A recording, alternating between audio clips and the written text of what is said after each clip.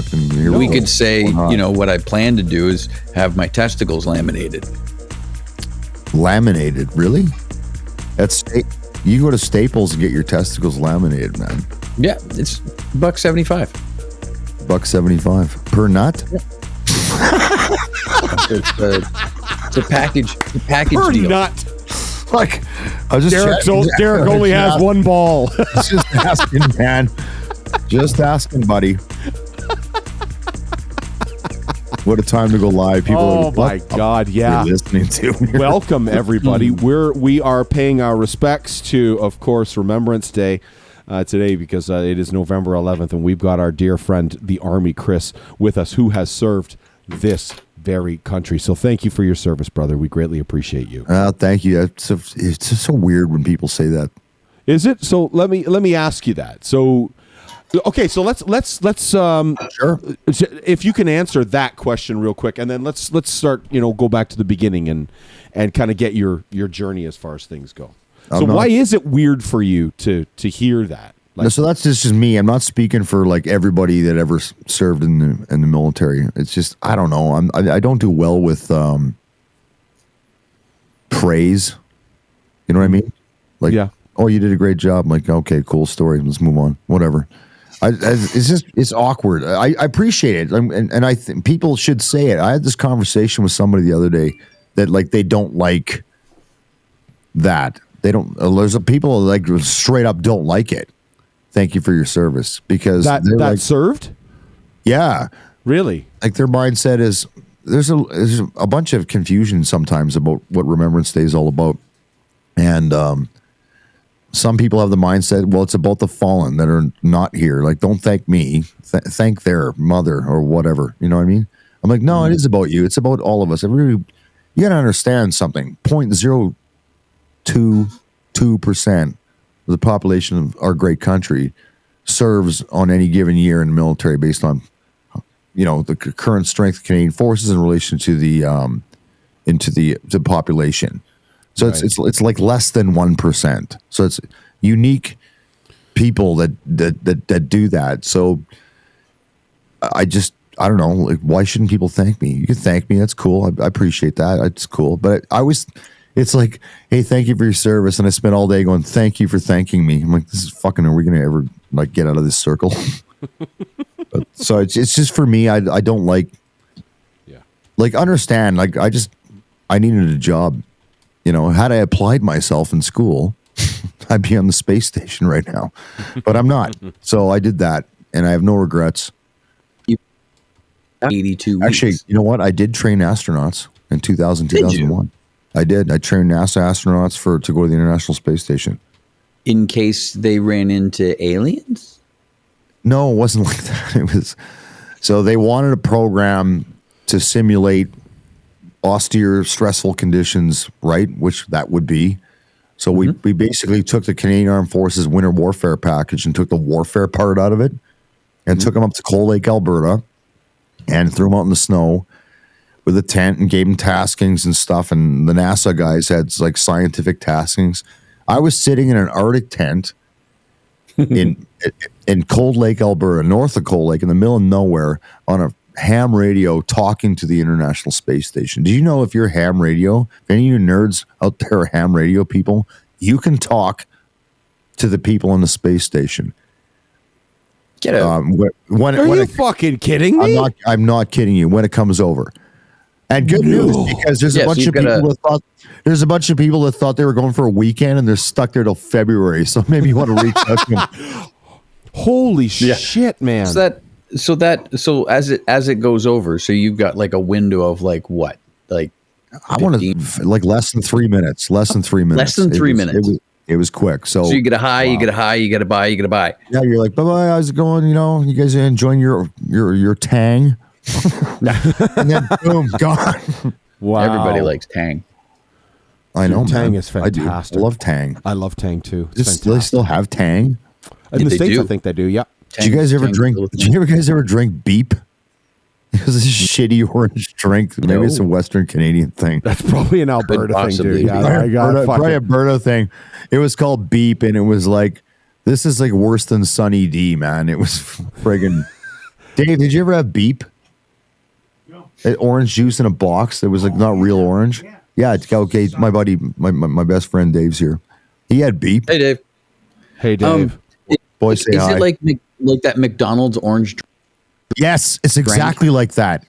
Okay. Like there's okay. there's nothing natural in that at all. Remember they used to Nothing. supply that to like It's when I was like exact- Cubs and Beavers and stuff. Yeah, dude, it's the exact and they same bring the shit jug. that was in that McDonald's stuff, and it was called Beep, and because I didn't eat well growing up, No. so we drank Beep. You know, we always had those crap cookies, not the soft good ones, like the hard shitty Dad's cookies ones that were on sale. Dude, Dad's cookies junk. were fantastic. We used to pick them up from the bulk barn in a bag. Like Yeah, we'd you get them probably in a had the clear raisin ones. I bet bag. you're that guy that likes raisin cookies. Why would you say that? Because I like craft beer? Is that what you do? Fuck. You look like a You raisin look like a cookie person guy. that looks like oatmeal raisin, and you're just like stoked. Yes. So he's like, so he's Army an Chris, oatmeal raisin guy. I can tell Yeah. just by looking at you. 100. Army Chris looks at Derek and he's like, Derek, you look good tonight. And I'm sitting here going, Oatmeal No. raisin guy. I don't look good. No, okay. So we've Oatmeal been raisin for guy. 17 Okay. seconds into this, and you haven't denied it yet. So I'm going to assume that yes, Yeah. you do like oatmeal raisin. I'm Yeah, he's got a I'm box. pleading. Army Chris, we're in Canada, so I'm pleading 11C. Thank you very much. Yeah. That's our Yeah. version of So pleading the there's- fifth. Oh, is it the fifth? Really? Yeah, 11 pleading the Charlie? fifth. 11C, yeah. Good to know. I better write that down. 11C, Dave. Next time we're in the shit. 11C is Yeah. but the right to not. What is it, Jenny? The right to not incriminate yourself. That's it. I just don't pay attention most of the time. I'm like usually 11C with in all my relationships. They're like, "Are you listening to me?" I'm like, what? So, dude, listen. Can we go back to the beginning? How old were you when you enlisted? I was 17. 17. Yep. Wow. So here's the thing. I was in high school, putting in a marginal effort at best. And, As we all were. Yeah. you know, I was a little nerd kid and shit and getting beat up and all that crap, whatever. And a friend of mine, he said, there's this program called, where the fuck did Dave go? He knows the name of it. It's a youth employment thing. Basically, you join the military for like the summer for 2-3 months. You go on basic training and you get credits for school, which I needed desperately. I really did. And I had because there's this, and I've said this before on other shows and stuff. My grandfather was an artilleryman in World War II. I had two uncles that were, my grandfather, my mom's side was a medic, World War II, you know, normal shit. Mm-hmm. So everybody has this assumption that I joined the military because of that. I'm like, nope. I never had any inclination at all to join the military. Like when the recruiters would come to the school, and I was fucking like not paying attention. Mm-hmm. And after basic training, I'm like, no, this is what I'm doing. This is it. Done deal. And I quit high school. I left. I punched out. Really? I went back and like finished up later on because that's Right. a dumb thing to do is like, quit school. But no, I was all in 100% because it was the first time I felt equal and accepted. Sorry, Fucking no, amazing, I wasn't dude. laughing No, at that. I know. No. Ryan- That's okay. He's like, oh, the Handsome Club had a meeting Oh, today. he's here. Wow. Don't you have Yeah. anything to do tonight, Ryan? Apparently, he's making No, me but steak. seriously, this. I'm not. I don't want to stand on a soapbox and piss on the current military, but it's changing back to what it was because the plot failed, and this whole everybody needs to be diverse and we have to respect everybody's individuality. No, you don't. Individuality is not what a military is based on. Right. Nope, And I'm going to tell you. I'm going to tell you why, and then I'll get off 100%, my yeah. soapbox. Because I come in there like I weigh $160 on average back then, probably $145, maybe $150, maybe. And so I'm in there, nerd kid, big glasses. I kind of look like Derek, but that's cool look now. It wasn't cool in '88. I'm just saying, man. I love that backhanded compliment. That's fantastic. Right? Good for you. So there's me And I'm like, oh, I'm fucked. Because 3 guys down from me is the jock who like banged the prom queen. He was the high school quarterback, all that. But guess what? You were all equally worthless until you worked as a team.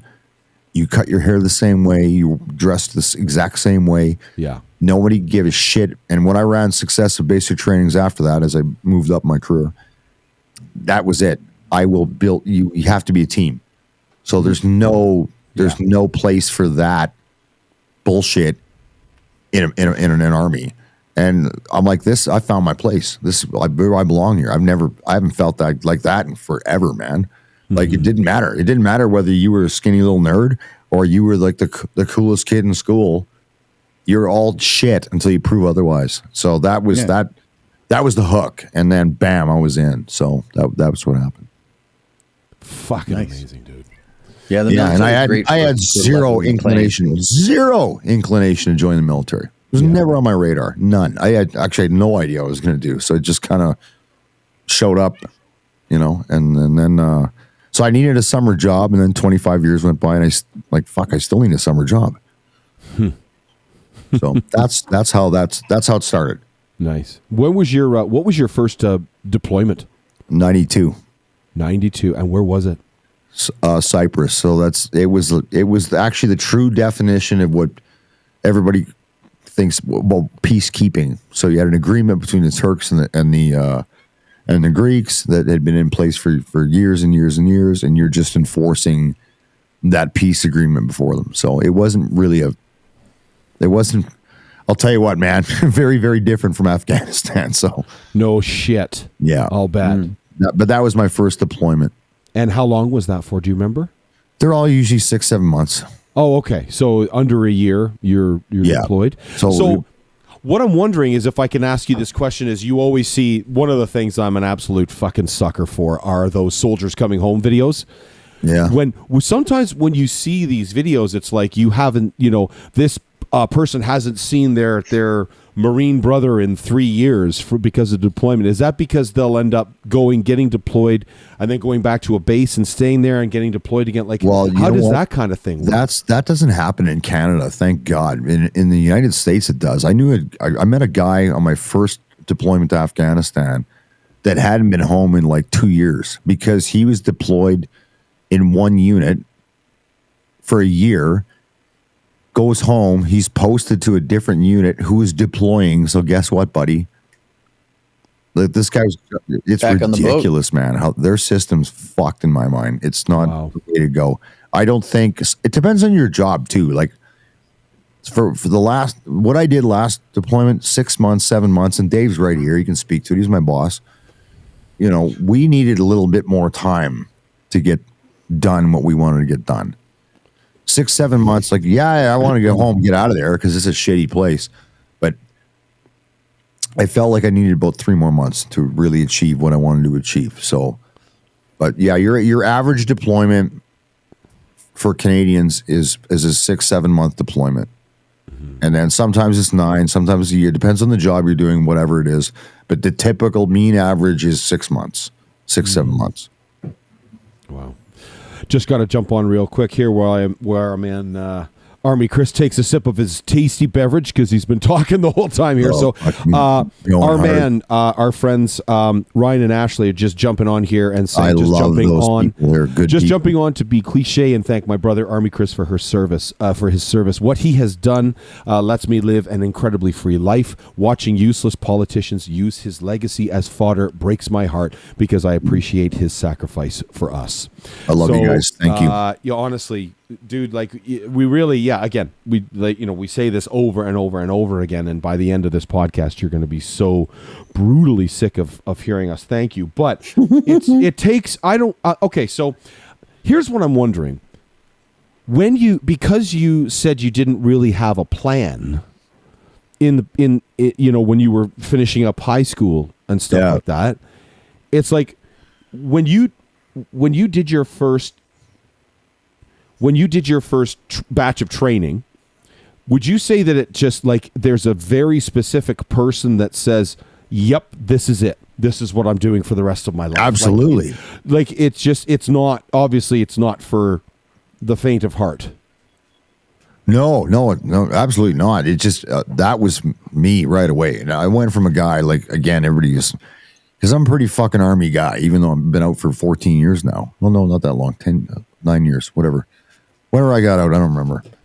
2013. So however long ago that was, 11 years. 11 years, yeah. I'm a military-minded guy, and I wasn't that till then. And then, like, once I was in, I'm like, there is absolutely nothing more I wanted to do than this. So, and how would you say, what were the major ways that the Army changed you from, say, the 17-year-old kid that you were taking basic training for the first time to your first deployment? well, if it obviously depending on the individual, it builds confidence. It builds confidence. Once you work with a team, like I go back to that group of guys that I did basic training with, where everybody's an individual, which is a shitty word in the military I came from. And this guy's a jock, and this guy's a nerd, and this guy's whatever. This guy's just weird over there. And then you all gel together and work together, and you become best friends. And all those guys I was talking about, I still know those guys to this day. I know every one of them. That's fucking fantastic, dude. That is that's relationships you build, and then as you evolve and move on, you deploy overseas and do all the. What did I say on my Instagram the other day? We go to the shitty places to do shitty things to shitty people that other people don't want to do. That's what we do. Yeah. And the military, like, and let me soapbox for a second, because I said it on my radio show. There's a lot of anti-military people out there. I'm like, why are you anti-military? Like, your government decides this. Don't fucking blame me. Yeah. I just go do what I'm told. Like, at the end of the day, like, I'm going to echo this one last time. The Canadian Armed Forces are, and what they are, and how they're structured, how they're funded, how they're resourced, and where they go, are an extension of political will and the practical application of foreign policy. That's what it is. So if you like what we're doing, cool. If you don't, remember that when you vote. Don't fucking hate the guy in uniform. Thank them for their service, because they represent 0.02% of the population. Not a lot of people do that. And, just that's it. That's it. That's all I got. We should almost see if we could get Ryan on here, because one of the things that I can't stand Get Lynn's on. is we need Lindley. I can't fucking stand politicians that use the military, just the armed forces in general, just as political bullshit.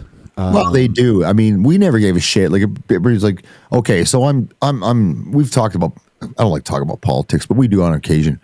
I'm right centric, not right. And we used to be left centric, right centric, and respected each other's views. At the end of the day, we didn't give a fuck, man. Here's what it came down to.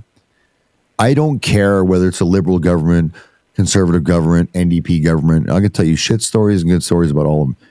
Tell me what you want to do. Give me a clear definition of what you want us to achieve, and resource us to achieve that. That's it. Done. Yeah. Nothing more, nothing less. Yeah, you don't need any political fucking like bullshit. No. Kind of surrounding all what do you want that us to do? Okay. Exactly. Good. Oh, well, we want you to go here and do this. All right. Resource us to do it. Wouldn't Give it be us nice? resources to do it, and we'll Exactly. do it. Wouldn't it be nice if fucking government actually did that for us as well? The people that we pay for. Hey, maybe you could just do us a favor. Get fucking health coverage for everybody. Take care of your constituents. Yep. Just do what we ask you to do. That's all. I mean, you know. Fucking think. I don't want to dive Right? into politics too much. Yeah, exactly. No, exactly. Way there, buddy. No, exactly. Yeah. Don't even get me started there, bro. Ski. Anyway, fuck it. Anyway, it drives me nuts. So, okay. So moving on from your first deployment, you get back from Cyprus, and then do you remember where you went after that? Actually, I didn't go anywhere for a while. So I was supposed to go to. So I got back, and I started running pre-deployment, because we were getting, this is, understand 92, 93 is when we first kicked off in the Balkans. Right? So Canada you've heard the term the decade of darkness about lack of funding and blah blah blah throughout the 90s. But funny enough, we were still in Cyprus. We had two battle groups in the former Yugoslavia, Croatia and Bosnia. Combat 1, Combat 2 is what we were called. Like, that is the busiest we ever have been outside of Afghanistan. And we had nothing. We had shitty equipment. Like, it was horrible. So I got back and I was training guys to go to deploy to Croatia. And I didn't go on that one, but I was gearing up to get ready to go on the next one. And the CIA orchestrated this big thing to retake an area called the Krajina and wiped out our entire area of operations. It was gone. So I was sitting at home. I was like 1 week from going out the door, and my boss called me up from Shiloh, Manitoba, where I was at the time, and he goes, "Yeah, don't come back next week." I'm like, "What do you mean, don't come back?" He goes, "Yeah, did you not read the fucking news?" This is when we still had newspapers back then. I don't know if anybody listening knows what that is. What's a newspaper? Right? Yeah. I'm like, no. Have you noticed really they got smaller? Did anybody else notice that the newspapers they're like Rolling Stone magazine used to be this big, and it's now like TV. Yeah, I know, because everybody expects you to read it on digitally, right? Which I don't like. I like digital. Sorry, I didn't mean to interrupt. No, Derek. I love the paper. I really did. Yeah, I get the Edmonton Sun, delivered to my house. I love it. Anyways, so yeah, man, like we got back. I got back to Shiloh. Like we got bayonets in our mouths. We're ready to go, and they're like, "Yeah, you're not going anywhere because there's nowhere to go. It's gone." I'm like, "Oh fuck, okay." Wow. So I didn't deploy again until 2002, 2 or 3. I can't remember. I mean, I was back to Bosnia, so it was a big gap. And then it kind of fucking picked up speed. Holy shit. Right, suddenly I was in Afghanistan 2007, 2008, 2009, 2010. I'm like, ooh, yeah.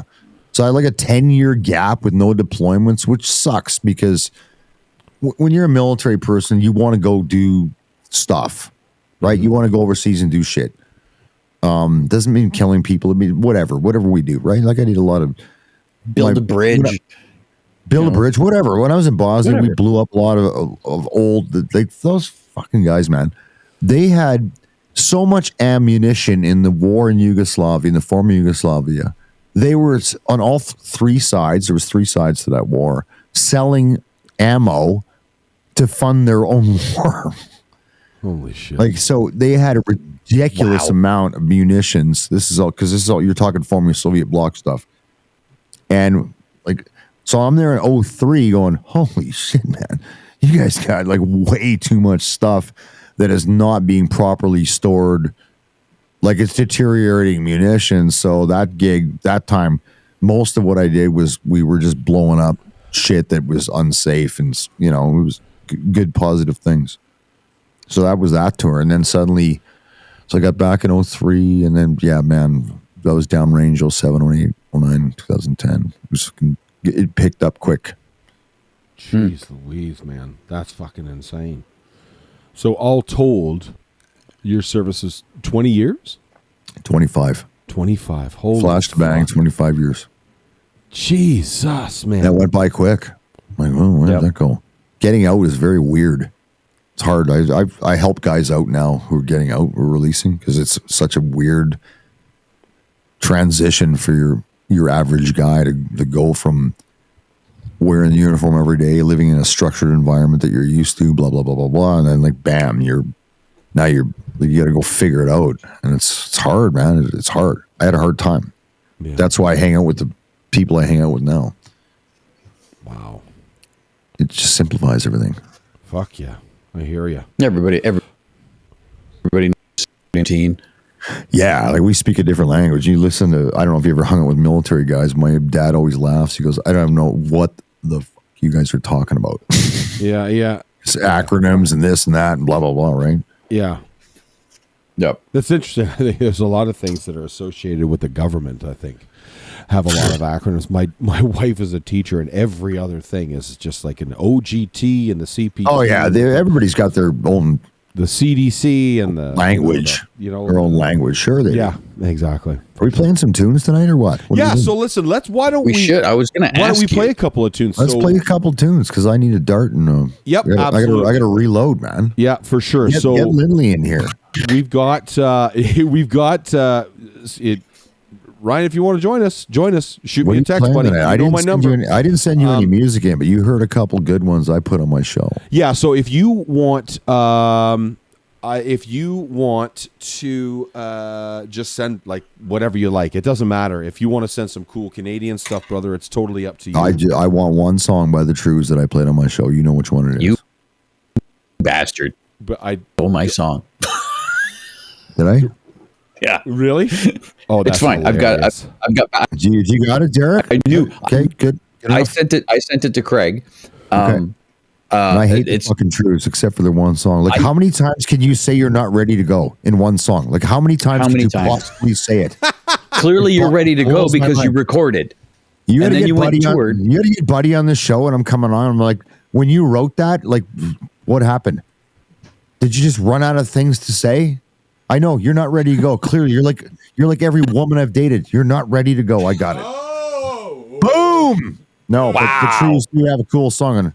And you know which one it is, and that's the only one I want to hear. I'll leave the dealer's choice for the rest of it. No. You're the Army dude. You request whatever you want. So between you and Derek, you guys have got 3 songs each. Okay? So I don't want to replay my show. 3 songs each. Wow. Jesus.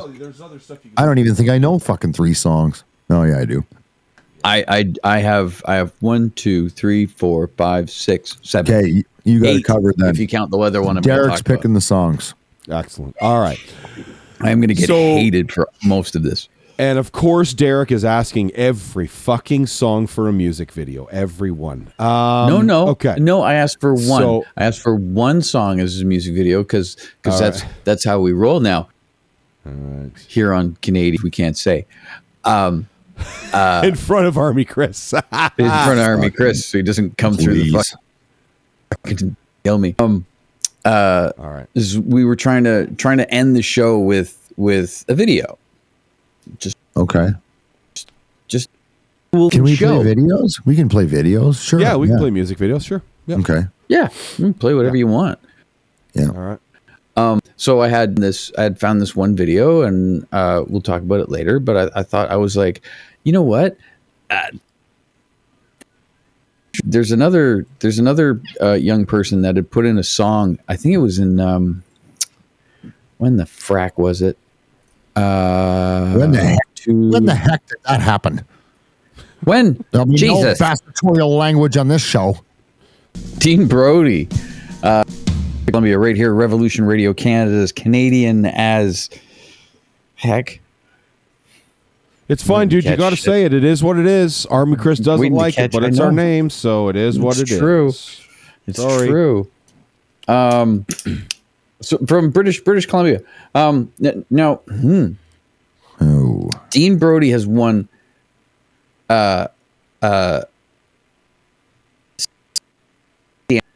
and 2 Juno Awards for his work. And that was a song called Brother. And it's I heard that song. I hope his dog came back. I hope his dog came back. And he got his truck back too. He got his truck back, and his old lady Wife dropped back. the lawsuit and shit. Old lady dropped the lawsuit. I'm not trying to wreck your monologue, man. That's awesome. Yeah, Kris is back. that wouldn't be wrecking my monologue at all. The Army Kris is just saying.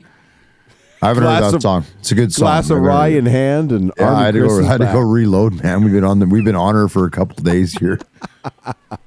Love it. So Dean Brody has the record. He has the record for the most played song in a single week at a Canadian country radio with his track Canadian Summer. Really? So serious internet would not lie to me. You going deep, man. I didn't know you were a country guy. I'm an everything guy. Your musical bandwidth show has no bounds. I would say you're an everything guy. No, wouldn't. But you Really? you do like a lot of stuff, but you're not an everything guy. No. Where's What- Dimitri what- There are tonight? certain things. There are certain things that we have played on the shows Dimitri that had- you and I have Nick. done over the years, where I've played something and you are vehemently like, "Nope, don't like it. Don't like the band. Don't like the song." And so anyway, that's Well, I'm just but pointing out. see, it's never okay. So my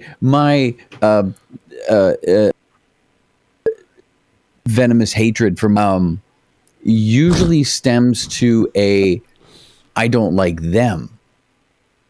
Don't like, but the entire genre isn't pulled out. right. Which- Okay. Let me ask you guys something. Sure. Go. We're going a little off Remembrance Day topic, which is fine because I'm It's okay. honestly freaking Remembrance Day the fuck out. That's okay. Name just off. This is rapid fire round here. Sure. Off the top of your head, first band that just you grew off of that just became irritating. Like, no, I'm done. Oh, Canadian great or question. otherwise. Doesn't matter. Great question. Wow. Fuck. I gotta. So for me, it's you too. Yeah. Okay, Wow. yeah, we knew that. Can we No, kick him no. off the show? No, we knew that, Derek. We knew that. We've we had talked this conversation about before. We had had this this conversation before. We had this conversation right after we did our U2 deep dive because we had Army Kris Yes. on right after that. We did. We did. That's a really good question, dude. That is a great question. I would say, I need the radio to stop playing "Get Back Again" by The Hip because you're killing it. They're wrecking it. yeah, I just. But I don't even know how the hell it happened. You know, That's I that's think, an old song, and Yeah. suddenly, bam, and it is on. Like, I don't know about out in Toronto, but in Edmonton, Oh, it's everywhere. and all the, It's it's everywhere, they're yeah. just they're killing it. They're just, and I mean that in the negative way. They're beating it Yeah. to death. It's like that song is from the '90s, man, because I remember it. And it's like they're playing "Get Back Again" over like 15 times a day on 4 stations. I'm like, oh my god, what are you doing here? Well, everything's owned by Chorus, Radio right? stations So- are very good at killing bands. they are. They are. Yep. But yeah, Well, that's anyway. That's So what you- happens when you so have to appease shareholders, right? So there you go. I hog the air to give you a moment to think about it. So I picked So- you two. Yep. I just You could say Rush. It's okay. no, actually, I dug Rush pretty well to the end. Anybody says Rush, they're in trouble. Come to I'm your with house. Derek. I'm with Derek.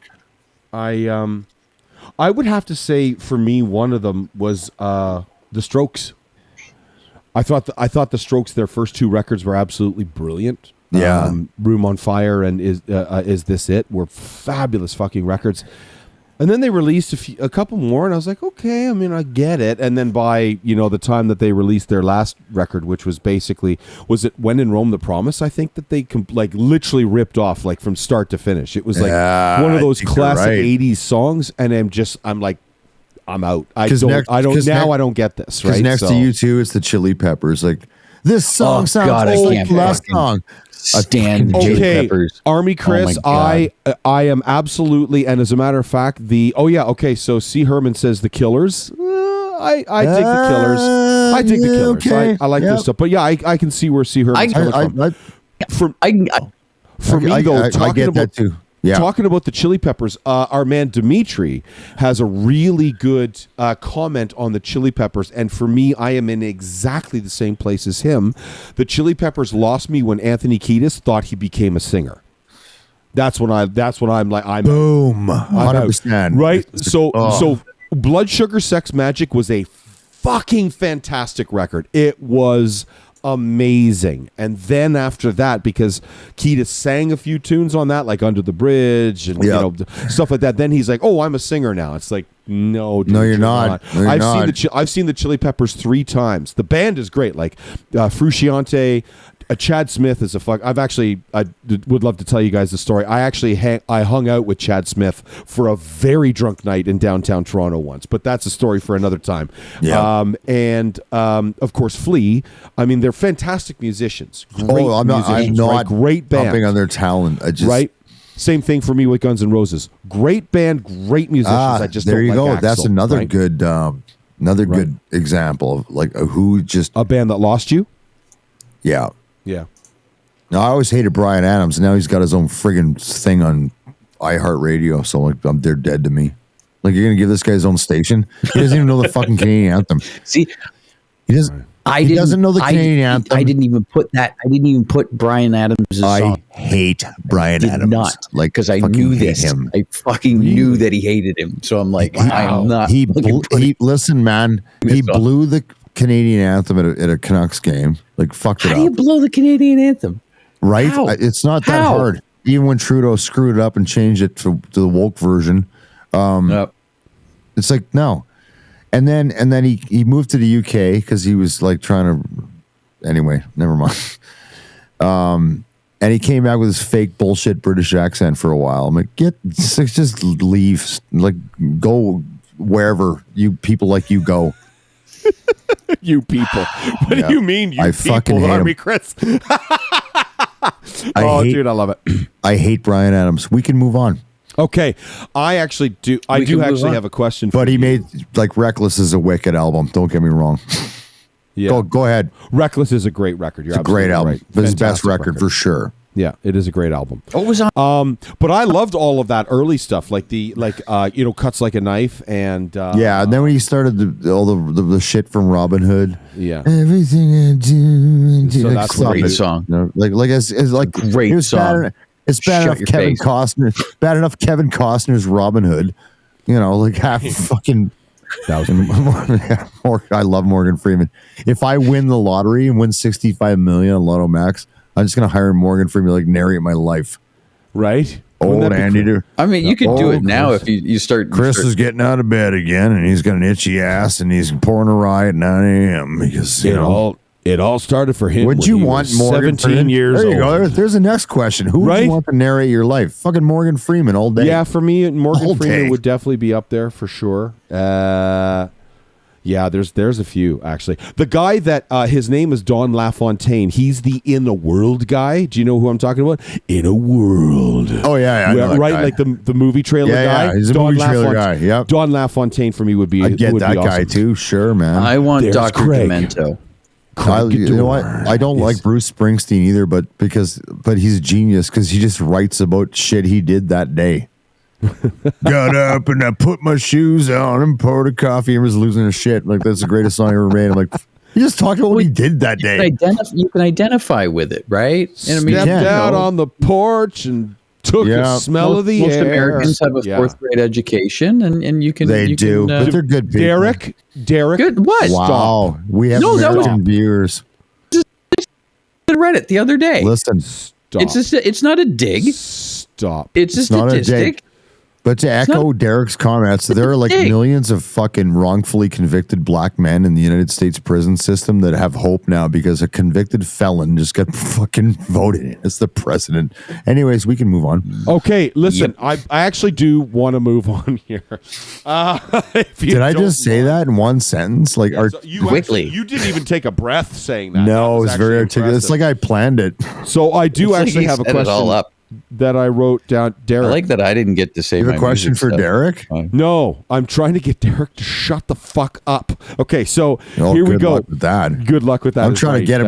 That's- I'm trying to keep him going. I've been trying to get Derek to shut the fuck up for a year. years. And it's just not working. Anyway, Yeah, listen, we have to go back up to the lake next summer. That's got to so happen. honestly, I would love that. Fucking bet. Yeah, man. But I'm honestly, in. there's a place I would love to actually get for all of us, which is like like invite everybody, friends, wives, relatives, everybody. It's a place called Sir Sam's Inn on Eagle Oh Lake. shit! It's I thought you were going to say fucking Fantasy amazing. Island because I was like, I'm in. Oh, I thought you were going to say Epstein Island for a second. I'm like, no, not going there. no, Nope, no, not no, interested. dude. Okay, I have It's a nice I have a island. serious You ever question seen for it? you. I have a serious question, Derek. I have a serious question. What? Okay. So, with everything that you've had to endure as Yeah. far as your career, I'm wondering, is there a moment where you looked up at the sky and said to yourself, please let me get through this? Fuck yeah, man. That's a great question. I'm gonna answer that because I've talked about that earlier. So, you ever had that moment in life where it's be careful what you wish for, right? So, all I ever wanted. So let me rewind, not too far back. You always want to go out and do rock star, cool kid shit. Everybody does, and whatever your career is, whatever you do. And when my first deployment to Afghanistan in 07, and I was in counter ID, it's a bomb disposal outfit. But I knew I wanted to go back, even though I didn't want to go back. It's such a long story we're not going to get into. And I wanted to run my own team, and I wanted to run the team.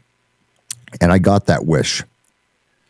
I ran counter ID Team 1 in Kandahar City, which is the most dangerous place in our AO. I'm not going to say it's the most dangerous place in Afghanistan because it's arguable.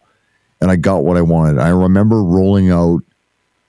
So what happens is you land in at Kandahar Airfield, and you have like 2 or 3 days to sort your shit out and get all your gear ready and get everybody ready to go. And then you roll out to where you're going to be. And I remember rolling out, I'm looking down and I'm up in the hatch, right? So I'm in this big fucking huge truck with a machine gun on it and stuff. And I got all my guys down below me. And because a couple of those guys, I met their wives before I left, and they're crying, and they're like, please make sure he gets home alive. And that's a tall fucking order. Jesus Christ. Dude. Yeah. So there was at least 2 of them that said that. And like, how do you respond to that? You just like, man, I'll get him home, And I remember this is day 3 rolling out, and I was good to go because I'd been there. I'd like literally just came back, and I'm going back again. Mm-hmm. So I'm good to go. But I had a bunch of guys who hadn't been there. And it's just like, you just have this moment where you're like, oh man, you got what you wanted, dude. You want to run a team. You want to run a team. So now you're running a fucking team. And you're responsible for these guys' lives for the next 7 months. So that's that moment where you're like, fucking, it's a humbling moment where you just kind of reflect and go, okay, hey, we're here. Let's go. Make sure your shit's tight and keep these guys tight. And so does that answer your question? Because that's... Dude, fucking... Listen, pretty much anything that you say in that kind of regard is going to answer my question, because none of us have ever experienced anything like that. Right? It's a fucking surreal moment in life. And that's why, you know what? Like, that's why imagine. I just don't... I don't want to get into it. Anyways, yeah. So that's... Yeah. It was like that. I'm like, fuck you. You wanted this, and you were that nerdy little kid at 17 years old, 1988, joined the Army for a summer job, and then here we are now, and you got exactly what you want. You're rolling a fucking specialized team out the door, and you're responsible. Taking bombs out, and I'm responsible for these guys' lives for the next 7 months, plus the lives of everybody around me. Like, I'm not responsible, but I feel like really connected. It's my team, Mm-hmm. So it was fucking it really didn't mind fuck me that much, but it was in my head. It's in your head, right? So you got to manage that, and you're like, okay, hang on. I need to get back to fucking neutrality, because I always told the guys over there, this is going to sound weird. You guys hate the enemy. Yeah, we hate the enemy. I said, stop. No hate, no love. Hate and love have no place in war. It's just business. I need you to be Iceman, right down the middle. It's just business. Take care of the business. Because emotion fucks up a decision process. Right. Right? Everybody experiences this in life. When you are over emotional, positively or negatively, you're probably not going to make the decision, that you should be, because you're allowing that to influence the decision process. So I train my mind, which actually is not good in life, to just be like fucking cold as ice and like no emotion, zero emotion, no love, no hate, get it done. Because that's what it took for me to get these guys through this. So that was kind of like, that's it.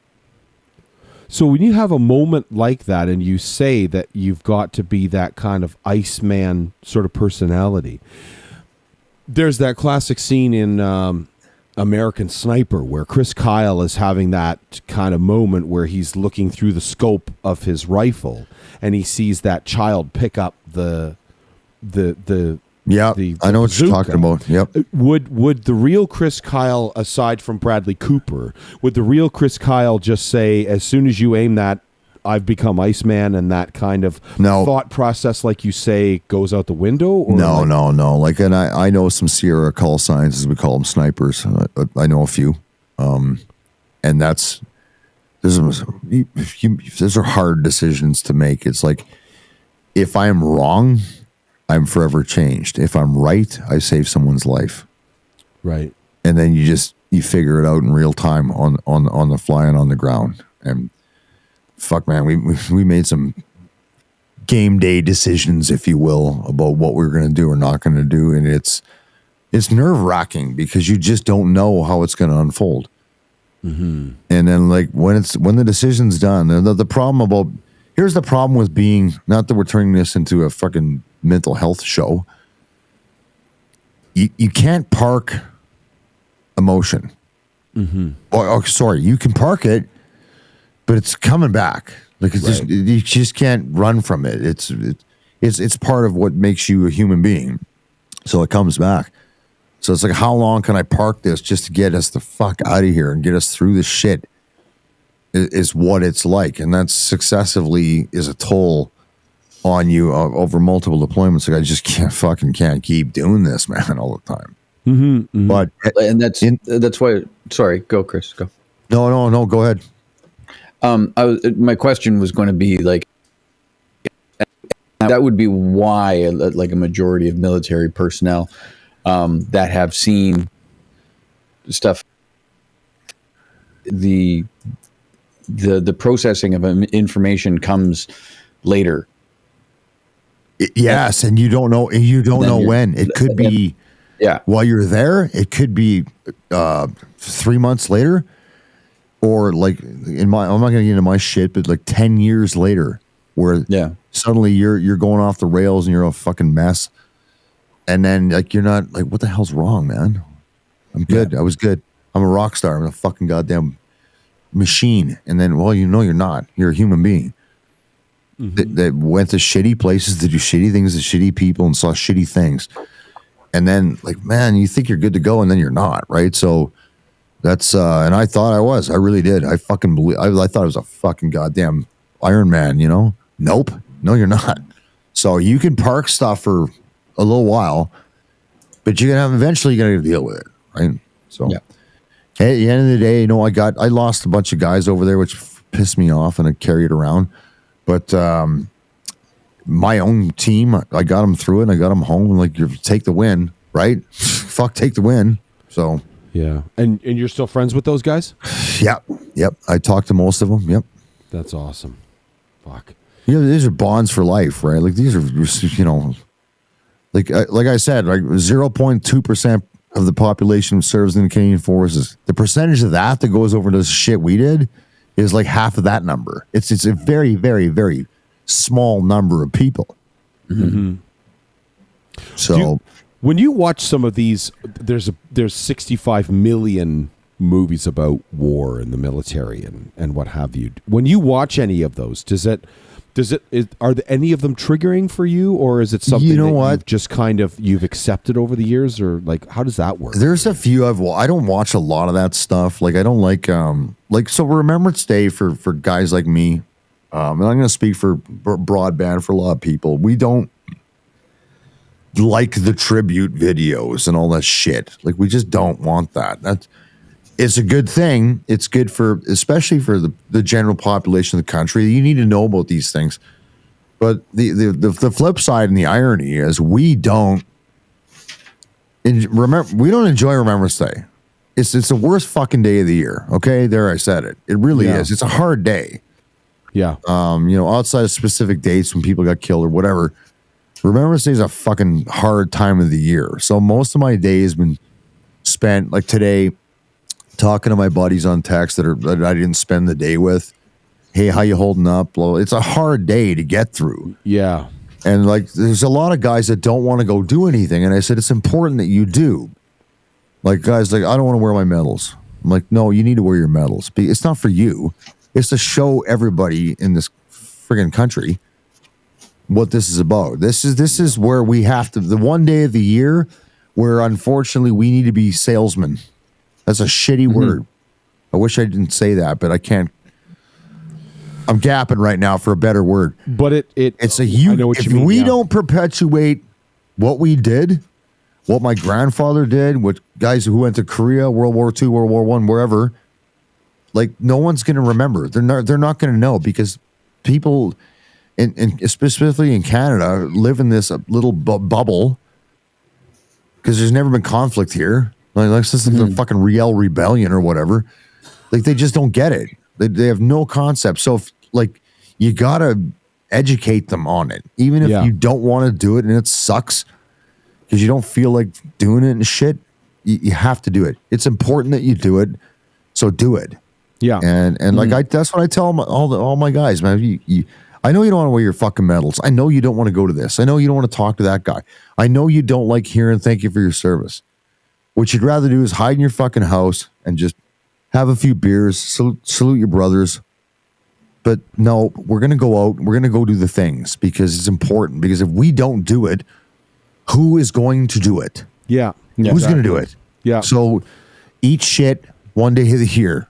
You know? You said and something. that's how we feel. People are like, what? That's how you guys feel? Like, yeah, that's how we feel. Yeah. You said something so fucking brilliant, and it was the end of a poem that you read on your show just before the Dire Straits tune. Yeah. That incredible, beautiful song by Mark Knopfler and company. But you the last line of the poem that you read, which that's what put me in fucking tears, dude, because I was literally, when I listened to your show the other day, I was literally fucking bawling, was you said, I give you the fucking freedom to burn the flag that I stand for. And I just fucking lost it. And it's true though, Craig. It's true. No, 100%. Abso-fucking-lutely. I completely agree with you. Abso-fucking-lutely. I got some guy chirping at me about everything we did. I'm like, you know what, man? You're welcome. Because if you tried that shit in fucking North Korea, China, Russia, whatever, you'd be dead. Yeah. Right? The amount of fucking privilege that you have to identify as whoever you want or any of that stuff. Whatever. Yeah. I have no problem with it. You identify however the fuck you want. I really don't care. But at the end of the day, it's off of the backs of these men and women who have given you that right to do that. The amount of privilege that you have is fucking astounding. Because as I say, you try doing that in China or North Korea or Palestine, wherever. It's just, it ain't going to work out for you, right? So that's why it's so important for us to say thank you to veterans. It was hard doing that show, man. Like I thought I was just hanging out. I can imagine, like, fucking. So I literally started recording it and I was like halfway through. I'm like, this is fucked. I'm a mess. So I stopped. I went downstairs, had a rye, had a smoke, and said, okay, a rye. Think about it, because I already had the music lined up. I knew what I wanted to do because I wanted diversity in the music, like not anti-war, but the negative side of war, and then the support that the troops need. Like, I'll tell you what, man, you want to go outside the gate and you need a little bit of fucking help, a little courage. Mm-hmm. Disturbed all day, every day, baby. Yeah, that helps. It gets you through it, man. It pumps you up. So I wanted that balance, but I'm trying to do the narrative on the show. I'm like, I'm just fucked. I'm like, oh man, this is harder than I thought it was gonna be. Yeah. And because I'm usually working off me and Mad Dog or whoever I have on, D-Rock, or it's easier when it's two guys, but when it's just you and you're trying to send this messaging out and you get in your own head. So it was tough. It was hard, but got it up. And I'm like, I need to line this up because I was going to do the poem in the front end. I'm like, nope, I'm going to time it in with Brothers in Arms because there's enough of a instrumental break up front. Yeah. To fit it in. And so that's how I did it. And I was like, I'm glad it resonated. I hope everybody liked it. Fucking perfect. So that's how I wanted to do perfect. it, By the end of it, literally, and then of course you fucking perfectly, dude, by the way, nice post. It's like as soon as I hear Mark Knopfler's voice come in and start singing Brothers in Arms, I was an absolute fucking mess. I was done. So it was perfect. If you wouldn't mind, would you mind reading that poem before the end of the program tonight? Is that okay? Or I'll read it. Is that okay? Yeah, I'm just going to go find it, but I'll read perfect, yeah. So if you could, before the end of the show, that would be Yeah, I will, because that would be awesome. And the point of doing that then was because I balanced the music about negative aspects of war, which are written by probably anti-war artists, which is fine. I have no problem with that. And then the pump it up songs, and I said, doesn't matter what you think. Here's what I have to say, and the poem says it all, and I will read it when we wrap it up. So I will do that for sure, man. No, I appreciate it, and I think one of the things that I appreciate the most is someone who's been there, And like I asked you that question of, did you have that come to God moment of looking up at the sky and saying, "Please just get me through this"? Oh hell yeah! And you war even fucking saying, sucks, man. It does. And you even saying, "Dude, fucking great question, abso-fucking-lutely." You know what I mean? It's like that's why I can't stand armchair pundits. That shit on something like what. That shit on the freedom that they have. Anyway, that's all. I don't want to turn this show into. No, we're not getting all political and shit now. Exactly. Yeah, but let's have a good time. Listen, things do need to be said because right now there's a climate in North America that is just not healthy, and we all need to kind of take a step back and have conversations. Sometimes the conversations that we need to have are not the fun stuff. It's not the good stuff, but we gotta have them. So anyway. Dude, let's play a song. Let's play a couple of tunes. Let's go to music. Tunes. That's right. Shall we? If I could, Derek, I'm going to spin the first one if you don't mind. Do it. You spin away. A track by the fellow by the name of Mike Plume. This track is called "On Remembrance Day." I love Mike Plume. It was inspired to write this song for his great uncle Harold Joyce, who was killed during the Battle of Arras at the age of 21. It was 100 years ago. This year, his grandmother had written a book about the Joyce family, and Mike told Jim Barber he struggled to write a song that was focused on his great uncle alone. Instead, he says, in quotes, "I decided that instead of making it a song about one soldier in particular, I tried to make it about every soldier in general," he said. "I tried to leave it open. I wanted it to ring true to our soldiers today as well." This track is by Mike Plume. The track is called "On Remembrance Day," hanging with our dearest friend, the Army Kris, a true Canadian. He's going to run and have a dart. Here. And that's right. Yes, I am. And we're going to play a couple of tunes, and Derek's got one next, which is an awesome one, by the way. It's right here on Revolution Radio Canada, Canadian as heck. Amazing Gordon Lightfoot. Right here on Canadian as heck. That song is called Echo. Echo. Now, there was a change in Gordon Lightfoot's singing and playing and whatnot, and that came 1962 and 1963. Now, one of the earliest songs was that noted that change, that noted that like was Echo of Heroes. He performed the song May 1965 at La Cave in Cleveland, and the recording is one of that got put up as Koala on their two bootlegs. And Echo of Heroes is on Get Together. The LP is the other LP that it's on is called Yellowbird. It's a very much Gordon Lightfoot style.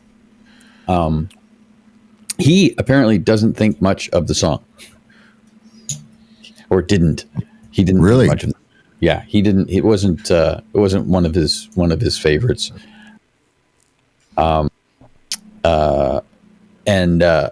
It's not it's not Don Quixote, and it's not Sit Down Young Stranger. And it's very Gordon Light. It's a great track. It's a great track. Yeah. Yeah. Nice one, Derek. Good stuff. I managed to track that down. Good job. Yeah, thanks, buddy. Okay, Kris, got a question for you. Wondering what in the heck this is. Speaking of short forms, I believe if I see this from time to time on your Instagram posts, and I'm always wondering, what does this stand for? Here we go. VFFV, is that it? That is correct. So that's Veterans Forever, Forever Veterans. Oh, gotcha. Very cool. Yeah, so I don't talk about it a lot because it gets controversial for some reason, but I'm in a motorcycle club, a veterans motorcycle club called the Veterans Motorcycle Club. Mm-hmm. Aptly fitting name, I know. I mean, it's That's a little it. on. That's pretty much the whole fucking story. Okay, man. cool. All right, good stuff. So chances are you probably don't traffic cocaine. No. Right. Got it. We, So I don't think there's a problem with you being a biker gang. No, then. my club is all about. Oh, actually, you know what? You brought it up. I'm going to bring it up.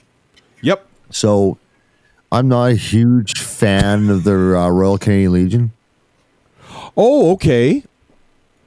But I'll tell you why. And I don't get me wrong. Hang on, before everybody fucking flips a fucking nut here. Yeah. I get it, but understand this. So when I joined the military in 1988, we would go to Remembrance. You had to go to Remembrance Day ceremonies, right? You're in uniform, and that's what you did. Yeah. Mm-hmm. But we were not considered veterans because we were in a war at that time, right? We were in peace support operations, peacekeeping missions, and shit. So. And there was still a lot of World War II dudes kicking around, Korean War vets. Yeah. Much respect to all of them. So we were like guests. And then years later, as the World War II vets were dying off and the Korean War vets were thinning out, they're like, hey, you guys should join the Legion. And it was run by civilians and stuff. And we're like, nope. You treated me like a second-class citizen back then. So no. So, and if you look at the history of all motorcycle clubs, and I'm not gonna take an hour to do this. I'm gonna wrap this up in 90 seconds or less. One of the first ones was a club called the fuck were they called? Hey, good Stop job. counting, Well done. Well done. Okay, the early motorcycle clubs, including the Hells Angels and all these other clubs, were the Nomads or the it's whatever. They're based on military guys coming back from war that had no place to go. Right. So they formed groups to be with like-minded people. So we did the same thing. That's when I joined the club that I'm in right now, and there's a bunch of them. That's who I was with today. Was different military motorcycle clubs, and we're not fucking running guns and selling drugs and all that bullshit that you might see on TV or whatever. It's just Easy Rider. Sorry. Yeah, it's very much Easy Rider. Yeah. Sorry, it was Booze Fighters MC. That's one of the original ones. That's who I was thinking. Okay. Cool. Very old club, and all dudes just came back from war and like just couldn't transition to civvy life very well, and there wasn't anything in place back then, so they created these clubs. Got on the bikes and rode, which makes perfect sense because that community, that brotherhood. Yes, right? So that's what that's all it's about. Keeping the hierarchy structure too. Yeah. Well, absolutely, because you keep that structure, right? We're very much structured the way we were in the military because people need that. Like a lot of people are like, oh, you must be so happy to not be in that structure. Like, well, no, these guys need that structure. They need that environment. They just do. So that's what it was about, and I gravitated towards it quickly, and I've been in it for 15 years, and I don't talk about it a lot because it's controversial all the fucking time for no reason. So, but it is. But that's so when you see my posts on IG and shit like that, yeah, man, I'm a proud member of my club, and I'm part of 7 clubs worldwide. And we're international, 7 different patches, but one green and white alliance. So that's what that's about. And very cool. We take care of each other. That's what we do. It's interesting. There's if I'm not mistaken, for Ontario vets, I think. If I'm not mistaken, I believe that the Liquor Control Board of Ontario, one of their jobs was actually to hire veterans. I think those were some of the first people that were actually hired. Yeah, there's a in bunch. The company. There's a lot of initiatives out there. Hard Hats to Heroes is one I saw when I paid attention to LinkedIn. I'm retired now, so I don't care. But there's a bunch out there that veterans get priority hire should they meet the requirements, right? Like obviously you still have to be good to go with this. Mm-hmm. Whatever it is, competent. You have to meet the competencies that are required to do that job. Yeah. But I respect that, and there's a lot of initiatives out there to take. The biggest problem is this: they do have programs in place for veterans, for guys that are retiring from the military to transition to Civvy Street, but I really think it's weak at best. You have a lot of skill sets. Like when I left the military, I became a project manager in construction because I could just make things happen. It's all the shit that I did not. I wasn't a PMP. I didn't do all this stuff, and I just boom automatically. I was hired by major oil and gas companies out in Alberta because I'm out in Alberta. So what? Sorry, what's PMP? Sorry, Project Management Professional. It's a designation from PMI, Project Management Institute. Okay. And I became a PM, and I was a PM for a decade because it was natural to me as to how to run things, logistics, timings, management of money, and blah blah blah blah blah. Right. So just to rewind, my point is this: people leaving the military have skills they don't know they have. Mm-hmm. Like they don't. So we try to help guys through that and say, hey man, you actually know more than you think you know. You know. It's the same. I can't remember who that's. There's some rich guy said, the whole point of a university college degree was not what your degree was in, but more to the point of you committed 4 years with an investment. Mm-hmm. You showed up every day on time, did your thing, blah blah blah. Right? It's no different. So ex-military guys, not all of them. Some of them are shitty people. Trust me. There's a lot of junk guys in the army, lots, and a lot of good guys, but they're good at being on time. Yeah, being good to go, being ready to work, and they will work. Good work ethic, and what the hell more do you want? That's a good start, right? Yeah. So there's a lot. There's long story short. There's a lot of transferable skills that military people have that they just don't know they have. Yeah. So we try to, help these guys transition, and it's a lot better than it used to be because fucking back in the 90s there was nothing. There was nothing, but it's better now. That's good. Yeah. There was a study done very recently that I was reading about in regards to the what you were saying, structure and discipline, and it is absolutely amazing how human mind thrives under structure and discipline, whereas you give it immediately degrades if you don't get up at the same time every day. You're right. You're 100% right. Absolutely.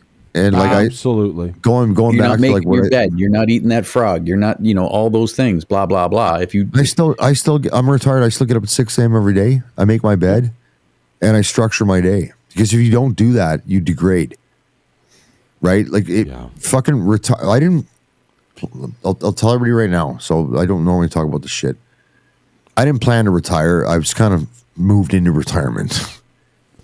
Don't want to talk about what that's all about, but it's a fact. So I'm 53 years old. I'm retired. But that's a transition in life. Like you don't work anymore. Or you work on your own projects, like what we're doing now, or what I do on my own. My own shit. Mm-hmm. It's a hard thing because you go from a structured day to I don't have to do anything. I know so many guys that just can't create their own structure, that sink into depression.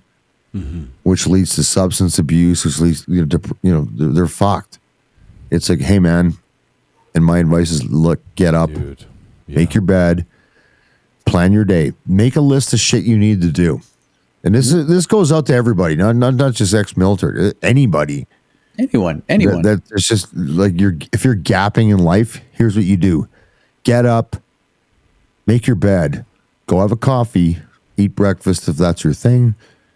And then make a list of shit you need done around the house, whatever, small, big. You don't even have to rack them all off. If you hit 2 or 3 things, satisfaction comes from successful completion of things. Mm-hmm. Like, I did this today. Like, you're always going to feel better. You guys correct me if I'm wrong. No, you're 100% right. When you achieve things that you set out to do, you'll feel better about your life. And so fucking do that. And that's what I tell retired military guys that just don't know, like they're lost because they spent 1 billion years in the army and now they're like, bam, done. and they don't know what to do. It's like, hey, don't change anything. Just now you're self-directing. Not somebody else. Now you're doing it. So figure it out. Yeah. Plan your fucking day and get it done, and then go, okay, what do I get done today? This, and this. I feel pretty good about that. I think I deserve a rye. And then have a rye, go to bed, get up and do it again. And do that every day, because you just cannot do nothing. Doing nothing you can't drift. Erode you. It'll erode you. It'll fucking kill you. Yeah. So, yeah. Where were we going with this? I think we actually went to a fucking great place. That's amazing. Good place to get to. You're absolutely right. 100% right. Yep. Oh shit. I knew I should Did I have answer your written it question? down. You did answer the question. Okay, good. 100%. So I think, listen, we greatly appreciate your time for hanging out with us today. And like you say, we know this is a hard day for it is a hard day for those that have served. And we appreciate you hanging and still talking about it, because we know it's been a long day. It's tough. Well, first of all, I love you two assholes. Yeah. And number two, it gives me an opportunity to send some messaging out to the people who are listening and watching. So, which I think is important. Like it's again, it's one of those weird days, because it was it's our day. It's about us. I'm like, well, is it? It is and it isn't. It's also about messaging, because you could say lest we forget. Well, who's going to make sure no one forgets? Fucking we are. That's it. So it's us. Yeah. So step up, do your part, even though it sucks. Get it done and move on. Yeah. Okay. Sorry. No, like I got home. Yeah. Go. You talk. I'll shut Who's up. going here? You are. Chris is talking. I got my medals in this little thing, and I only take them out one time a year. So I got it done today. I got home, fucking exhausted. Totally forgot we were doing this, but glad you reminded me. And I put my medals back. I spoke to you 2 days ago. I know you did, but I spoke to you on Saturday. But busy anyway, fucking It's been a long day, Greg. Yeah, It's been a long day. Army guys drink a lot of alcohol. Okay, right. I know the moderns say, "Ooh, that's not good." Like, yeah, no, actually, it is good, and we quite enjoyed ourselves. So, yeah, but I'm glad to be on, and I wanted to deliver the messaging, because it is important. It's because if we don't remind people, who the fuck is going to do it? No one. Yeah. Well, I don't know who's going to do it. Yeah. But the government, no. Yeah, that's for fucking. We're going to do it. Yeah, exactly. So, exactly. Derek, you were going to say something. Totally forgot what it was. Did you catch Did you catch the show after Canada Day? After Canada Day. Yeah. Like that was in July, buddy. It's November. I know, but I haven't spoken to you in a long time. Probably. I don't know. So they did. The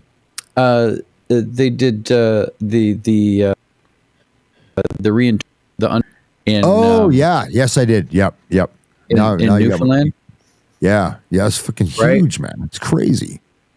It was a heel. So okay. So I was up because I'm up in St. John's for that weekend every year, and oh really? I didn't know that. Yeah, every year there's a tattoo convention in St. John's. Tattoo convention. Oh, okay, that checks out. Yeah, and I got to say, Derek comes through with some amazing content that weekend. So just saying. Anyway, I do. We're going to see some of that content on Revolution Radio. We are one day. Anyway, so I'm sitting there. And it's like 3 in the morning. Mocker out there with a You're on leaf blower. George Street, just fucking wrecked. No, I'm not on George Street. Fucking okay. Wrecked. No, I'm good because I got to work the weekend, right? So I'm sober, majorly. Oh yeah, good point. And this guy's out with a leaf blower. He's got a draw on people. 3 o'clock in the morning. He's like, brr, and it's a gas powered leaf blower, so it's fucking noisy as shit, right? He's out there at 2:30. He's out there at 3:30. He's out there at 4:30. He was out there at 5, and then they started setting up at 6, and I was like, what the fuck is going on? And then I find got a lot of leaves. There were a lot of leaves. He was getting all the dirt out of everywhere, but That's because like Justin and all the big hoobies were there. Yeah. Yeah. So I sat and I watched this. I watched this ceremony go on. I was sitting in the apartment because there's no way you can't get out into the street because they're just full. So I'm literally sitting in the apartment. Overlooks that monument in Newfoundland, downtown St. John's,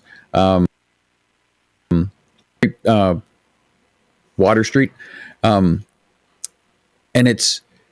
there were these two that were sitting there, and they're like 90,000 years old.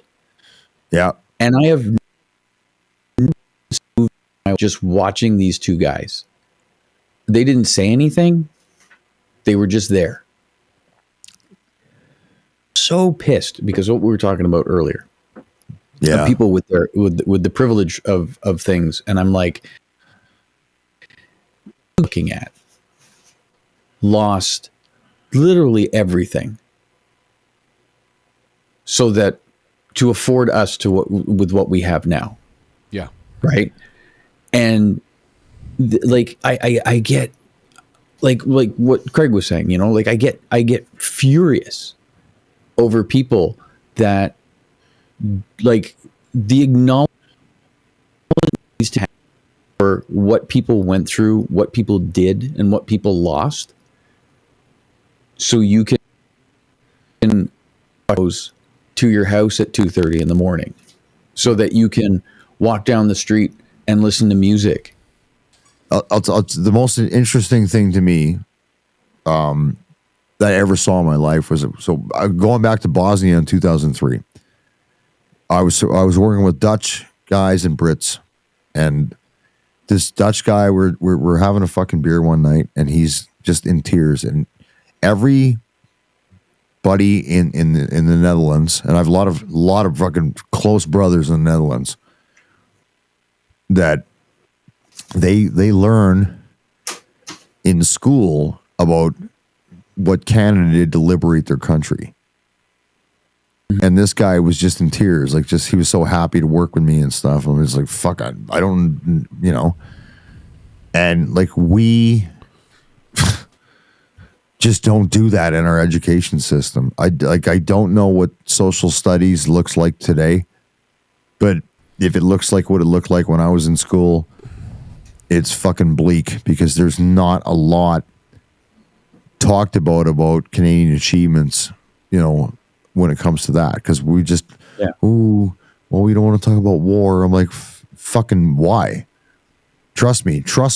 I don't, violence is not always a solution to things, but sometimes it is. Sometimes the practical application of violence works very well. Yep. You know, and I know it's a thing that Canada shies away from, but that's that reciprocating catch-22, because you're under that umbrella, like, oh, everything's good here. We've never experienced conflict. But if you fucking lived through conflict like most of Europe has, you might respect it a little bit more. So that's the thing for me, you know. Yeah. I've literally bitten my tongue tonight like 8 times. But anyway, we all have. Yeah, Kris is so restrained. Anyway. Yeah. Yeah. I'm watching it. We all are. I usually am. I'm literally, I am so just watching my tongue, because I want Revolution Radio to be a thing, and we all work hard at what we do, and at the end of the day, there's just certain fucking, you know, entities out there that could, you know. We have. Well, let's not get crazy. Yeah, hang on a second. I got to find that poem, boys. Yeah, if you could find that poem, that'd be great. I'm switching browsers here, so I might look like I'm fucking half baked here for a minute. Give me a minute. You might look like your old. You might look like your old buddy Craig G under a fucking heat lamp. Might look like Craig G under a heat lamp. Yeah, he's literally it's a dozen eggs makes chickens. Kris, do you know that I've actually been applauded in the past for my imitation of you? Have you ever? Really? Yeah. Wow. So you take that as a positive, or I take that? I kind of do, like I duck down real low, and I fucking, you know, so just like The top of my head is showing. But anyway, I'm not going to tease you on Remembrance Zoom. Day because you're awesome. So, Oh, you can tease me all you want. I don't care. So listen, brother, if you could, when you get a chance to recite that poem, I got it queued up. I just got to zoom in on it because I'm an old man and I'm fucking blind. I hear you, pal. So listen, this show for us has been just it's been amazing. So I was talking with Derek earlier today. Yeah. And he's like, so we're playing music, we're doing this, we're doing that. And I'm like, yeah, kinda. Yeah, sure, we're kind of. And I said, Army Kris is our guest. And he was like, oh, fuck. And then literally kind of went back and completely revamped all of his songs. And I probably should have told my co-host 5 days ago. I appreciate that, guys. I really do. But you know what else you should have told your cold host is that we don't repeat Army Chris's show at fucking 7 p.m. Mountain Time and 9 p.m. Eastern on fucking Sunday. I spoke to Kris about it because Jen and I do a show. We started doing it over the summer, and it's what happened? I was supposed to be on reindeer games last weekend, and you fucking didn't get me on there, man. What happened? Yeah, what are you talking about? What? When I was on the chat group there 2 weeks ago, you said, you're coming on next week. I said, okay, 2 weeks ago, man. Dude, I'm sorry. I don't fucking remember what happened yesterday. Well, did you even do it? Because it didn't even pop up on my Twitch. Did you even do reindeer games? We did. So here's the thing, too, Army Kris. We should probably tell you this now, too. Okay. We've essentially, aside from tonight, I wanted to do this on Restream because I didn't want tech to fuck up. We've actually started doing everything live on the website. So we're actually live streaming to the website now. Okay. Yeah, so everything's actually at Revolution Radio. So that's why my Twitch didn't pop up. Exactly. So it doesn't get you off the hook for fucking totally ditching me because you said you're on. Sorry, buddy. Don't worry about it. No, it's okay. You can come on this week if you want. We're actually going to play Cards Against Humanity. Has anybody ever played that before? Fucking Christ. No. It's going to be amazing. Depends what time depends what time my Kansas City Chiefs play, but we'll talk. Okay, cool. How do you play a card game over the internet, Craig? You'd be surprised. You would be surprised. Yeah, when you guys have Dungeons and Dragons night, don't call me. No, you're not a D&D guy. I used to be a dungeon buddy. master, I was. What about Cyberpunk? You look like a dungeon master. Why would you say that, Kris? Really? Because you look like a guy that eats oatmeal and Derek, raisin cookies. like you're sitting there crushing your oatmeal and raisin cookies, being the dungeon master. 100%. He actually quoted his own joke from 2 hours ago. That Army Kris, sharp and on point, buddy. That Army Kris is fucking impressive, dude. No wonder you're a broadcaster on this radio station. There is absolutely no doubt in my military mind that Craig G was an outstanding dungeon master. I was actually a really good dungeon master. And by the way, I love oatmeal raisin cookies. They're great. I fucking knew you did. I knew it. They're fucking delicious. who doesn't like them? I'm going to call you a weirdo if you don't like If I ever need a dungeon master, which is highly unlikely, I'll call you. Roll for damage, Kris. No. Roll for damage. 20. Natural 20 is double damage, bro. Right on, bro. I remember that from grade 6. Fuck yeah, dude. And then I got into chicks. Hey, listen, Kris. Where's Lake Chicks? What? I don't know what Turkey said. I don't think I met any chicks that ever played Dungeons and Dragons. Yep, my wife did. Really? Yep, she loved it. Wow. Actually, my wife was a dungeon master too. Boggles my mind. This is still a conversation, but we can move on. So, shut up, Derek. So, and right? She would say the same thing too. She's like, "Yeah, I was a DM." So listen, your friend who is in the East Coast. Whose friend? You. My Army friend, Kris. I got 900 friends on the East Coast. You got to narrow it down, bro. Would join you on FFE from time to time. Oh yeah, Morgan. What's his name again? Well, no, Morgan. That's it. Well, actually, lives in Edmonton, but he's in Newfie. But yeah, right. Oh, he lives in Edmonton. Yeah, he's a fucking sniper in the 3rd. Well, he was ex-sniper in the 3rd Battalion. Yeah. So did you Solid talk to fucking him, dude, man? Did you talk to him today? Not yet. Okay. Yeah, I was just gonna say if you could wish him a. I will. I will do that. Your service from. I will do that. Revolution Radio. That's That'd a be great. fucking that guy's He's a that guy's wicked fucking Canadian badass. it was funny. That's who I was talking about. And Derek is like, oh, you're talking about Army Kris as if he's in the third person. That was the guy that I was saying when I said, oh, shoot. Oh, yeah, no, I should morning. have just thought of, I asked Army Kris You know to bring what? his I don't friend know. from the I don't East know if we Coast. have any listeners from Newfoundland, but if we do, I'm going to fucking tell you something right now. Newfoundlanders are the hardest motherfuckers on this planet. Yep. They really are. I got a couple of East Coast friends. They are. You don't fuck with them. And they don't like being called made newbies. my first trip to Newfoundland was in last March, which is not a good time to go. If you wonder why you got a cheap trip to Newfoundland, you'll find out when you land. It's fucking shitty. Because the plane has to circle you 3 land. times But to we find a got, runway that's plowed. Yeah, so in my motorcycle club, we got a chapter out there, right? So my buddy Rick and the boys are out there. But I could tell you right now, man, some of the hardest men that I've served with in the military were Newfoundlanders. And they are no bullshit people, and I fucking love them. Yeah. They're Canadian as heck. Yeah. That's the only time I'm ever going to use that H word. That's the only time I'm dropping an H bomb. Got to tell you, I'd love some of those cats on Revolution Radio if they ever want to do a radio show. Yeah, let man. them know. Fuck, Hey, they got shout a out! home, Listen, shout out to Newfoundland. Fucking love you guys, man. You're the 100%. hardest people on the planet for sure. 100%. Yeah, my older brother's a Newfie. Is that right? I thought you just said they don't like being called Newfies. Okay. I never met a Newfie that hated being called a Newfie, but maybe you could be. I could. Maybe they just were too nice and didn't tell me. Maybe they just didn't fucking tell me. But It's a recent thing. Well, listen. fucking finest. They're like Saskatchewan is like I'm from Saskatchewan when I was born. It's like the Newfoundland of Western Canada. But yeah, Newfoundlanders are the hardest fucking people I've ever met in this country. Much respect. Solid Much work. respect To the Army. Shout out to the Rock.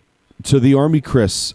Just wondering if there's any kind of sort of final thoughts like you would like to sort of, tell us before we wrap things up here. Is I there think any final? you know what, man, I'll just kind of steal what I said earlier, and which leads into the poem. Can I do that? Can I segue right into it? 100%. Do it. Right. And then we're going to play some background shit. We're Whatever. going to play Derek's thankful tune. Derek's thankful to. Okay. So again, you know what? It's a very divisive country. That doesn't. Whatever your politics are, doesn't matter. And again, don't. I know that I've met anti-military people. I'm like, okay, clearly you're lacking the education you need. That I don't mean that in a derogatory term. It means like I need to educate you. Once again, whether nobody's pro-war. I've been to war. War fucking sucks. I can tell you right now. Yeah. It's this shitty thing. It feels like 1 in 20 wars actually solves problems. Most of them, nope, just causes the unnecessary wasted death of human life. I could speak to that firsthand. So, but don't thank a soldier for their service. If you got an issue, it's the government. Again, the military is an extension of political will, the practical application of foreign policy. I said earlier, and no matter where you are, this poem, which I'm about to read here, I'm going to be squinty, so don't make fun of me for people watching. Kind of says it all. It was written by a U.S. military veteran, Army guy from World War I, and I'm just going to spit it out right now, so we're all clear here. It is the soldier, not the minister, who gives us freedom of religion. It is the soldier, not the reporter, who has given us freedom of press. It is the soldier, not the poet, who has given us freedom of speech. It is the soldier, not the campus organizer, who has given us freedom to protest. It is the soldier, not the lawyer, who has given us the right to a fair trial. It is the soldier, not the politician, who has given us the right to vote. It is a soldier who salutes the flag, who serves beneath the flag, and whose coffin is draped by the flag, who allows the protesters to burn the flag. That poem was written by Charles M. Province, ex-U.S. Army. That's great. That says it all. Like that. Really Trust does. me. So I just park it there. You guys decide. You live under the umbrella of what multiple people have provided you for protection, and you want to shit on me, go ahead, because you have the right to do that. I have no problem with that. I will never do that. No, I know Army you Chris, won't. you are Well, one you of the shit on me fucking- for other reasons. I'll shit on you for a million other things, but I will never shit on you. Derek's nothing got like to a do with your fucking service, list brother. this big to shit all over you, but nothing to do with my service. So, Like yeah, man, plugging a absolutely. fucking mic in. Like plugging a mic Absolutely. in. You know, Oh, like buddy, fuck. that was, Oh, Derek, that's This is why. Listen, that was a year ago. That's evil. no, this come is why on. we're now. going back to the lake. We're going back to the okay. lake next year. We need a do over. I do. I agree. I agree. I think so. But also Army Chris can shit on me for Derek, what fucking film right? Did you better speed? Did you fucking film this at fucking psychotic bastard? He's a 60 frames per second psycho, man. Him and Murder Hornets. I never met a Murder Hornet till I fucking met Derek Dude, I Lewis. keep seeing them. I didn't I've even seen, think like, they were 3 real. now. I thought they were like I've seen 3 now. fictitious. Yeah. And then That like thing was the fucking, size of my fucking thumb. we're sitting there recording this show out at the like beautiful lakeside, like just outstanding. I'm like, wow, this is fucking Northern Ontario. I'm so happy. And this fucking pterodactyl thing shows up. I was like, and we're live, we're on the mic. I'm like, what the fuck is that thing? And he goes, that's a murder horn. I'm like, they're real? Yeah. I did not know it. I did not know they're real till We that got 'em day. all So over that day. Ontario for sure. But brother. thank God we had a quick-witted, fast fucking moving dude, Derek Lewis. There's your murder hornet killer. You got a murder No, I problem? didn't kill shit. If you have a murder hornet problem, get at Derek. No, I put no, a glass Derek- over top of it and let it sit there and Music at buzz for a Revolution little- Radio Live. Tell us your murder hornet problem. And fucking Derek's gonna sort that shit out for you. Derek put a fucking cup over top of that can. It was I know. Scotty Comer And that ran Scotty away took with it down. Scotty took it down to the water. Yeah. Scotty- But do you know why? Because Comer's like, oh, right, you're allergic to them, aren't you, Derek? And I was like, yes. And he's like, okay, well then Oh, you listen.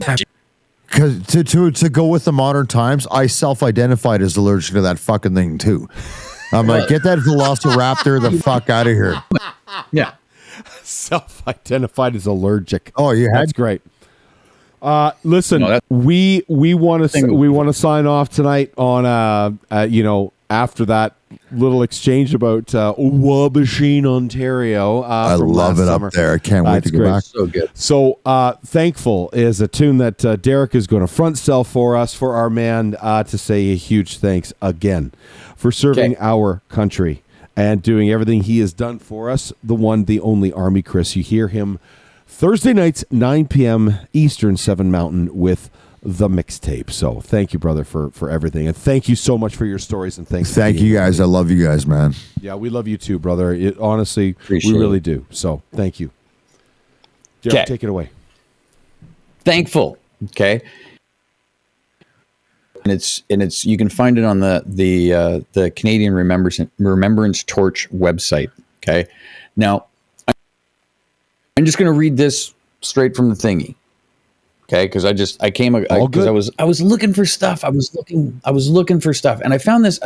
To say this as well, there was a teen in 2001 that was encouraging people to thank veterans and stuff, and she composed and recorded a song to remind young people why taking part in Remembrance Day and thanking.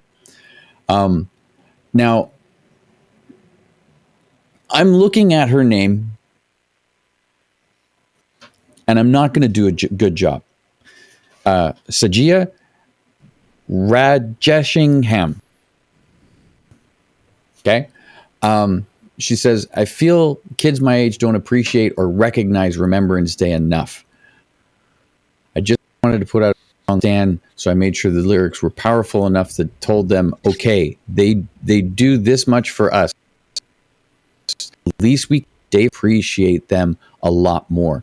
And I found that one, and I was like, holy shit, that's amazing. And then I found, released in Canada today, 2022, Thankful is a hip-hop music video that expresses gratitude and freedom and encourages year-round remembrance. Written and performed by 3 Toronto-based artists, in 3 languages, filmed by a team of media graduates in Toronto's Riverdale Park. veterans from the Second World War to recent conflicts such as Afghanistan, and includes people of all ages. This is what I wanted to play this because it's not often that it's not often that you see young people, let alone, that's my cat. Hi, buddy. Young people, like First Nations people, or Black inner city kids, or other people from Arab countries, or people from East India or stuff. You don't see a lot of those people saying anything. You don't see. It's not often. It's not often. They are there, but it's not often saying something. And these young kids, and these young kids said something, and I feel that has a lot of meaning. It does. That shit grabs me. Like I can't wait to, because that you nailed it. Like you just don't see that. So it's like they're not waiting for somebody to educate them. They're going, fuck it, we're gonna do it ourselves. So I respect. We're gonna do it ourselves. He said that's basically what I got from these videos. So from us here at Revolution Radio to the world, and especially to you, my friend Army Kris, thank you so very much. And thank you. Right here at Revolution Radio Canada, Canadian as heck.